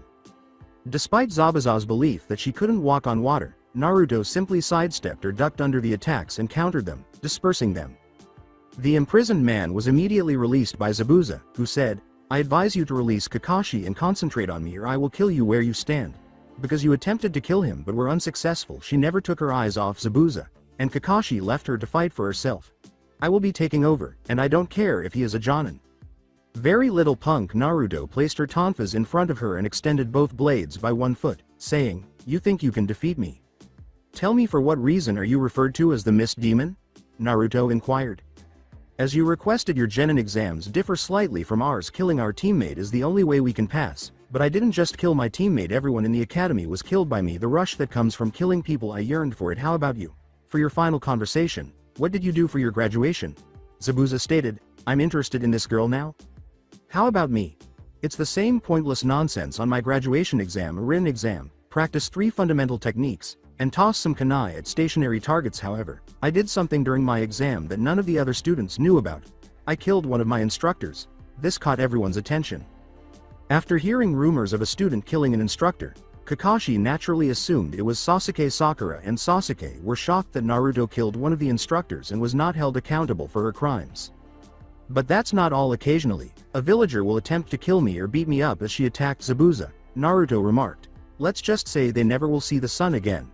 The man brought down his blade, but Naruto simply parried it, avoiding the need to block the enormous blade.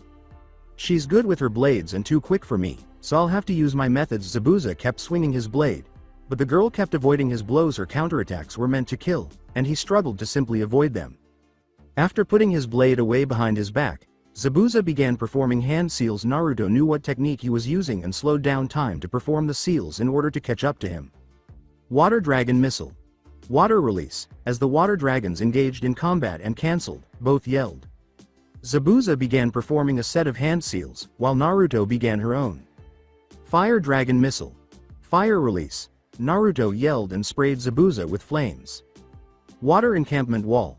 Water Release. As water encircled him and shielded him from the flames, Zabuza yelled. As she started to perform another set of hand seals, Naruto thought, "Now's my chance." Unprepared for Naruto's attack, Zabuza was blinded by the water wall that shielded him from view as the water dissipated. Water Outflow. Massive Vortex. A vortex of water struck him violently and slammed him against a tree. Zabuza heard Naruto was about to kill him, but her instincts caused time to slow down, so she stopped and leapt back. 6 senbons passed by her intended position, aimed at her. When a hunter nin descended and seized Zabuza, Naruto took offense and aimed her tonfa at the hunter's face. The hunter managed to avoid her but clipped off a portion of the hunter's mask, and Naruto saw the hunter's eye, which revealed the spot where she had clipped him. Gazing into the hunter's eye, she saw herself, the anguish she had gone through, the loneliness, the sorrow, everything. Naruto remained motionless for a while as the group arrived to see how she was doing, and she was so captivated by those eyes that the hunter shunshed away, saving Zabuza in the process. "What took place?" Kakashi inquired. She said, "Zabuza escaped." "I am aware of that, however." "How?" As she put away her tonfas, Naruto remarked, "His companion saved him, of course." As the group headed toward Tazuna's house, Kakashi said, "Give me a complete detained report after we get to safety." Naturally, Naruto's thoughts turned to the hunter nin and who that individual was. Having just finished her report on her battle with Zabuza, Naruto told them that she killed the clones, used blade skills, and then engaged in a ninjutsu fight, but she didn't explain why. Let's just say that it's difficult to kill someone who has lived the way you have. She still remembers the hunter nin's eyes, and she can't stop thinking about them. She wants to meet this hunter nin. Kakashi jolted her out of her reverie and said, "Naruto, is there anything else you would like to add?" "No, nothing at all." She was unable to share her observations with them. Zabuza is still alive and will come back to complete the task after he heals from his wounds, Kakashi thought. "I say we have 4 days. As Kakashi eyed her, Naruto remarked, 7 days to be precise. Ask Kakashi. Explain, some of the injuries I caused weren't very serious. Herbs can heal cuts and bruises in a few days, but they will need to wait for medical attention. The internal wounds must be treated by Zabuza's companion first. Serious injuries like broken ribs, bruised organs, or possibly a concussion will result from being struck by a giant vortex, Naruto summed up. As Naruto nodded, Kakashi remarked, "So Zabuza will return in a week's time. I have another question for you," Kakashi said. "Where did you pick up those skills?" Sasuke was drawn to Kakashi's statement in the hopes of learning how Naruto gained the strength he required. "And ninja should conceal their skills, right, Kakashi?" Naruto inquired.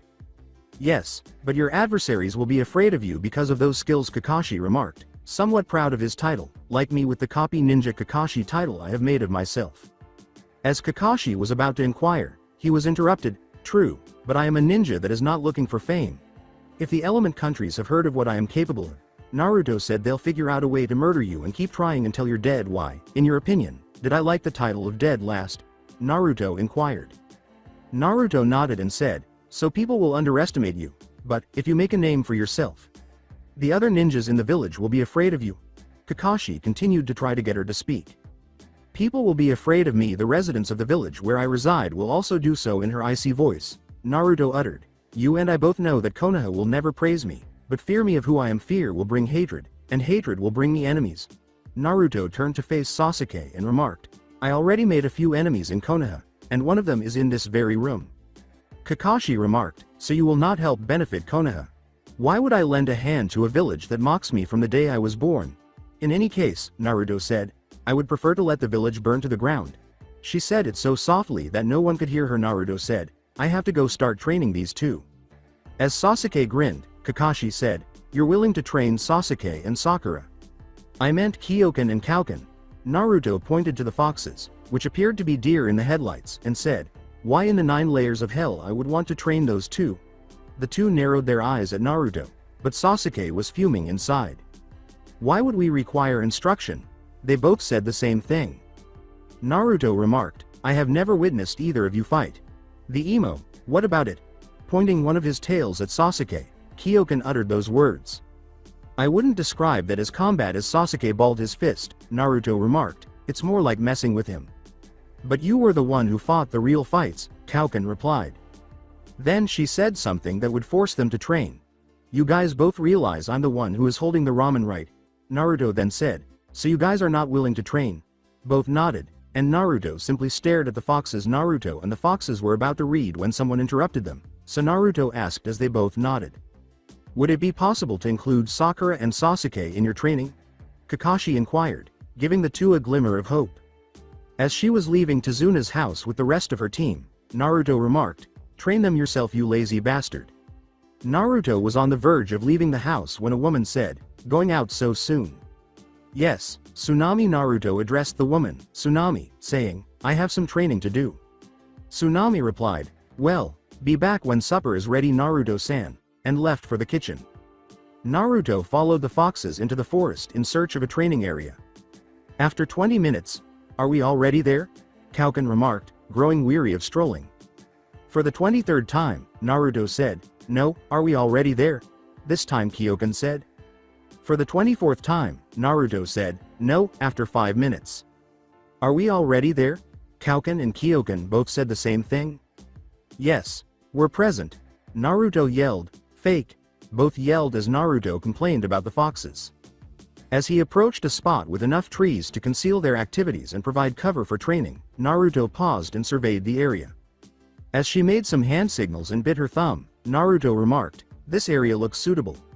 Kachiyose no Jutsu. Naruto summoned Katana by slamming her palm to the ground, but Katana arrived with the other 8 foxes. Oh, that's wonderful. With the same smile she gave Naruto when she first met the punks, Katana said, you're exactly the person I was looking for. I need a huge favor to ask you. As she was about to say no, Naruto thought, oh crap, but was interrupted. Naruto, who was expecting Katana to dump the other foxes on her, appeared perplexed when Katana said, I need to borrow 2 taels worth of chakra.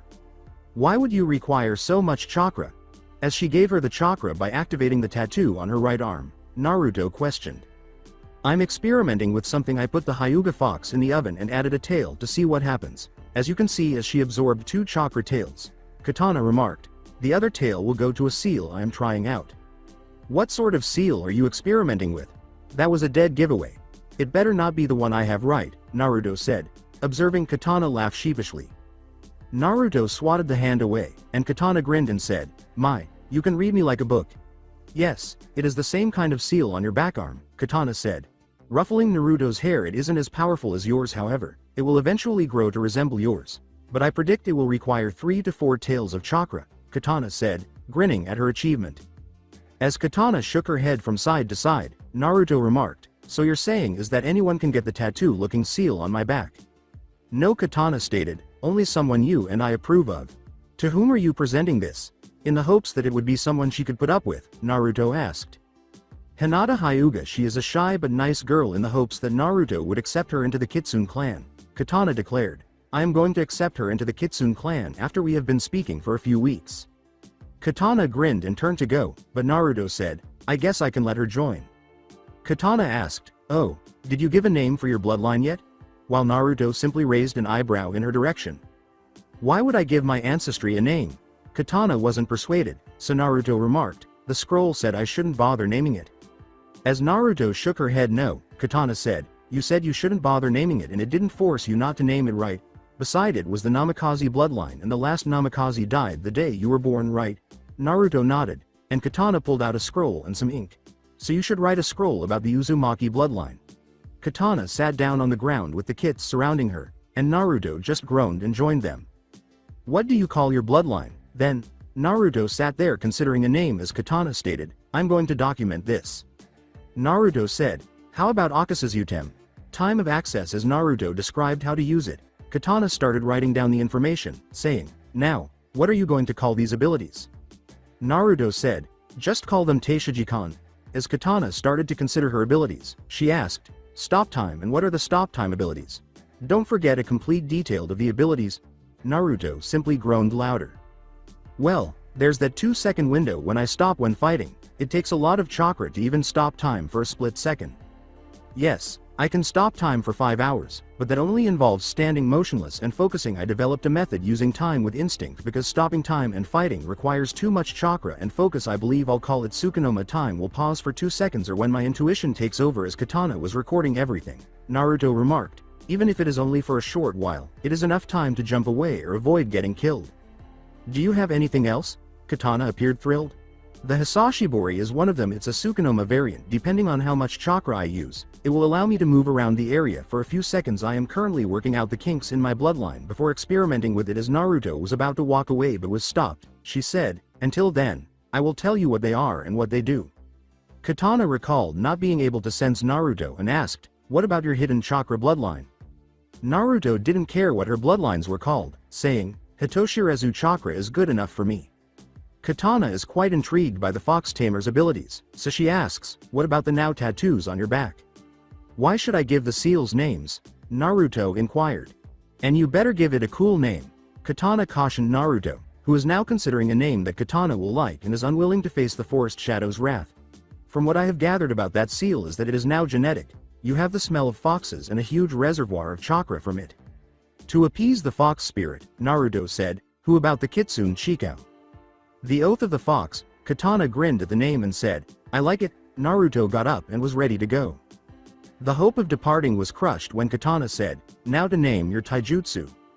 Naruto noted, there's my father's taijutsu. As Naruto collapsed back to the ground in a prone position, Katana questioned, did he use it or name it?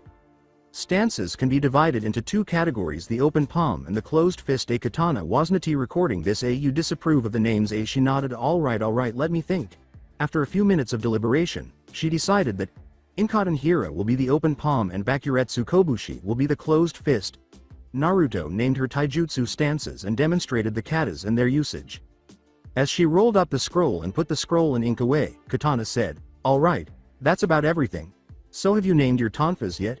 Katana asked, recalling the blades and sheaths that looked black, while Naruto was considering a name. Naruto simply said, I'll go with Kurabuchi.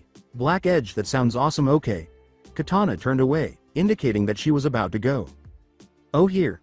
Katana threw a scroll to Naruto, explaining that it contained training materials for foxes, enough food to last the kits for a month, and some camping gear as she left the 8 foxes behind. Katana said, and good luck. Naruto was stunned and remained motionless. After 10 minutes, WWWHHAAATTTT. Kyokan and Kaukan had it easy as they conversed with their siblings while Naruto was demolishing a nearby tree. Naruto yelled. As the others shook their heads no, Kaukan said, so you guys never tried ramen before? Recalling the delicious broth, Kyokan remarked, you guys don't know what you're missing. She pointed to the first one on the left, followed by the fire foxes on the left, the wind foxes in the middle, and the shadow foxes on the right. Why me? Naruto asked, approaching the group of foxes with 2 tails each. Alright, Naruto said, straightening herself up. Line up and give me your names and gender so I won't get confused with you. The hot-headed fox, who whose dark orange fur had a fire mark inked on it with red and black tips, said, "I'm Okibi and I am a male, so you better remember it." Naruto gestured to the next fox. The fox said, indifferently, "The names are Takibi and male." He was similar to Okibi, but had light brown fur, so she moved on. Kaki and a woman. The fox bowed and said, "It's nice to meet you." Naruto then went on to the wind foxes. The young kid had light orange fur, and her fire mark looked more exotic because its ink was dark red. Her tips were gray with a hint of red. This time, the fox was gray with a black wind mark and white tips. The name is Ofu and male. The fox spoke a little too quickly, "And I am Gyakafu and I am a female." She resembled Ofu but had a more exotic wind mark. As she eyed Kauken, Naruto thought, "I'm guessing the females get an exotic element mark, and why is Kauken so different from these wind foxes? His fur resembles that of the fire foxes. Is it because they are alike?" She recalled how the foxes introduced themselves differently, but she chose to set that aside for the time being. When his sister saw that Naruto was pointing to the shadow fox, which was now sleeping, she struck it to wake it up. The fox simply looked around and noticed that he was the center of attention, and said, How annoying." Kumori the fox returned to sleep, saying, "Male? His fur is completely black, like the rest of the shadow foxes, and their attitude is the only way to distinguish one another." Naruto gestured to the next fox. The fox nudged her brother to reveal his name and said, "It's Ane and I'm a female." Her voice was firm and demanding. Ane gave this fox a severe beating. "My name is Baku and a male." After memorizing the names of the foxes, Naruto opened the scroll that explains how to train foxes and read the single line that was written on it. "I guess the male Naras are lazy bastards and are totally whipped by the female Naras," she thought. "Give them good training." With her eyes twitching slightly dangerously, Naruto looked down the scroll to find a kanji for training supplies, opened it, and came out with another scroll and several chakra weight bands. She took the scroll, opened it, and saw that it contained a message, so she began reading it. "I have some urgent issues to investigate. Naruto, for example. Konoha is no longer a place to keep my kits because a group of ninja have been scouting the area where I have been keeping my kits at the Forest of Death. I sent Vitaro and Vitara to find out who is sending these ninja, and they don't have the typical scent of Konoha ninja. If you are reading this, then you have been training my kits for a while. They smell like they lived underground, and their pale skin is evidence of that based on their chakra network. I get the impression that they have the potential to grow stronger but are being held back, which we will exploit. There are some weight bands in the scroll for the kits training. Put them on the kits and help them get used to it. They aren't your typical bands, so I made them so Kumori wouldn't take them off. That lazy bastard managed to get the chakra off the bands and made it look like he was used to the weights. Don't ask why, just do it. Oh, and don't forget to include extra chakra for Gyakafu and Ofu. If you're wondering why Kauken is different from these two, it's because they are more like messengers than combat foxes, and while they use wind chakra to move quickly, Kauken uses it for battle. After they've completed the chakra exercise, have them climb trees. If they've completed that, have them go water walking. If they've finished that, have them balance a rock on each tail, and not a boulder-sized rock, but more like a fist. Since the first scroll states, train them well, you might be wondering why I didn't write this down. If I had, I wouldn't be playing tricks on you, would I? PSI took the scroll for the ramen. Upon opening her pouch, Naruto discovered numerous chakra weight bands for foxes, confirming that she had indeed taken the ramen scroll. Something that would not sit well with Kyoken and Kauken. "All right, get in line Kumori, including you." Katana was right about her. "She is frightening." The fox simply lay there, ignoring her. "Ane, would you mind?" the young kid asked her brother, yelling at him to move. Naruto fastened the fox's bands and applied a chakra that seemed appropriate for each of them. "All right, are you all set?" Kumori is sleeping when Naruto notices that they are having trouble adjusting to the weights. "Damn it, Kumori. Move your furry ass right now. These foxes are only playing with me." The aforementioned fox simply got up and left, already accustomed to the weights. Day 2. It's none of your business. On the first day, everything went horribly wrong. After telling Kyoken and Kauken what Katana had done, they begged Naruto to go back to Konoha and get some ramen, but Naruto simply told them to make do with what they had and to binge on it. When they got back, she also discovered that Kumori was growing accustomed to the weights Naruto had given him, so she simply took them off once the weights weighed 200 pounds on each paw and tail. Naturally, she kept this from her team. Kakashi is becoming a little demanding and threatening to force her to train Sakura and Sasuke. This time, she told him to fuck off, which caused Kakashi to look perplexed.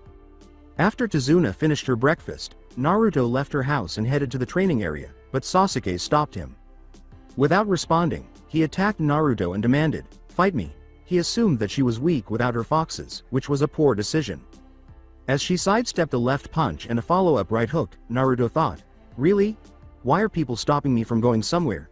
She simply retreated a step from Sasuke's attacks without using her hands to defend herself, continuing to sidestep punches, take a step back from upward kicks, uppercuts, or backhands, and duck when he performed a sweep kick at her head.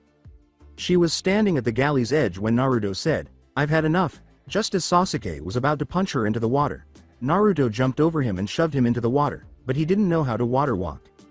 As I previously stated, "Sasuke, how can you expect to beat me if you can't beat Kyokan and Kaukan?" As she left to go train some foxes, Naruto remarked, "Even Kaukan can hit me." Sasuke was furious about being likened to animals.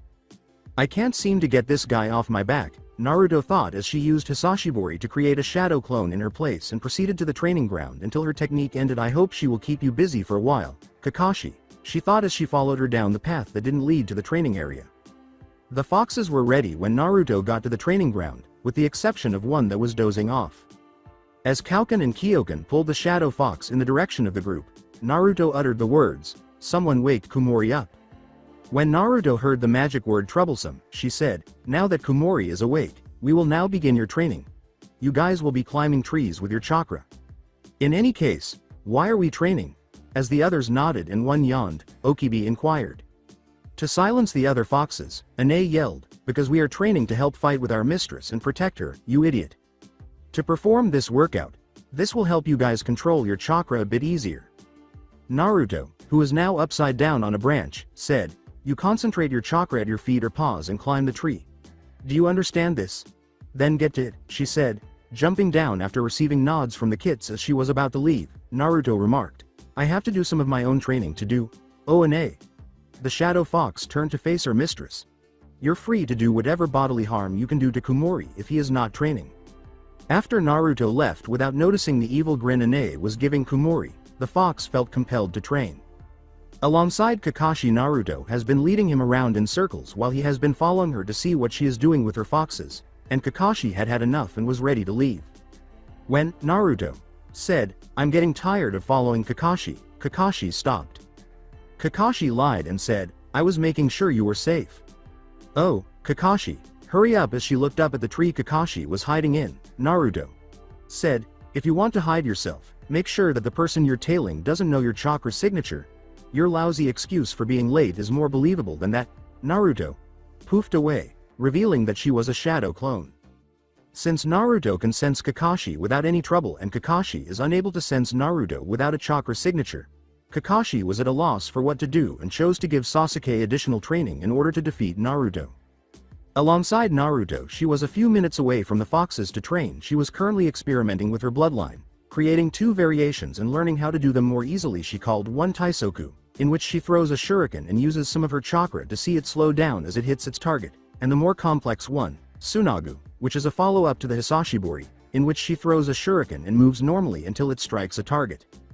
It works pretty well if you focus a little too much. She kept doing this until she ran out of chakra, which she believed was impossible because she had 5 tails, proving that other shinobi couldn't use this bloodline. She kept doing this until she passed out. Day 3. Good to meet you. Haku is currently gathering herbs for Zabuza's cuts in the Forest of Waves. The beating Zabuza received from the red-headed ninja was humiliating. If the other 7 swordsmen learned about it, the girl moved quickly and accurately, and not a single one of her blows was wasted. Zabuza could have died from what she avoided. Haku hoped that she wouldn't fight against her in the future because she couldn't get the sight of those girls' eyes out of her head. She is currently picking herbs to help her forget about her, but she couldn't help but let the birds land on her shoulders and watch them fly away towards someone lying down in the grass sleeping. The most obvious thing that she noticed about this girl is that she has the same eyes as her. Haku did the only thing she was trained to do when she looked up at the sleeping figure and saw the very person she had come to this forest to forget. She wasn't sure what to do. She could kill her to keep Zabuza alive from her, but that option was beginning to lose its purpose. She lifted her right hand, moved it closer, and brought it over the girl's neck. So that's it for today. I hope you guys enjoyed it. Don't forget to like, share and subscribe to the channel for more awesome stories like this. Thank you. See you all in my next video.